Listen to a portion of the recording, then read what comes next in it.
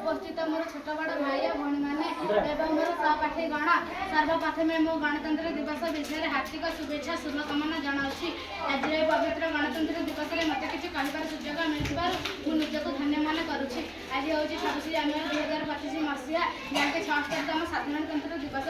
प्रतिवर्ष जनवरी मास 26 तारिख को साधारणतंत्र दिवस रूप पालन कर 1925 मसीहा जनवरी मास 26 तारिख दिन डॉक्टर भीमराव आंबेडकर द्वारा संविधान प्रणयन होता। यह संविधान तैयारी करने 2 वर्ष 11 मास 8 दिन समय लगी।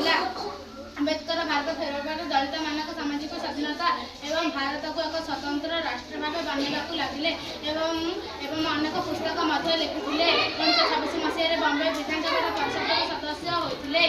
डॉक्टर भीमराव आंबेडकर भारत को देखा दृष्टि संपूर्ण अलग था। से भारत को विभाजित देखा चाहून। 15 वर्ष 47 भारत स्वाधीनता होगा आंबेडकर को देशर प्रथम आईन मंत्री कर दिगला एवं कठिन परिश्रम कर से एक लिखित संविधान भारत को देले। 26 जनवरी 1950 भारत प्रचलन करागला। आंबेडकर विचार अनुसार भारतीय रिजर्व बैंक स्थापन करागला।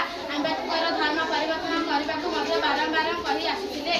35 वर्ष समस्त धर्म उपर गवेषणा कलापर शेष 14 अक्टोबर 1956 से बुद्ध धर्म ग्रहण कले। शेष 6 डिसेम्बर 1956 से बिछणा शोता अवस्था आंबेडकर परलोक होते किंतु से मृत्यु पूर्व समाज को बहुत परिवर्तन करते। गरीब दलित और महिला को अधिकार फेराई देते। मुझे कही मो बक्तव्य शेष कर। जय हिंद।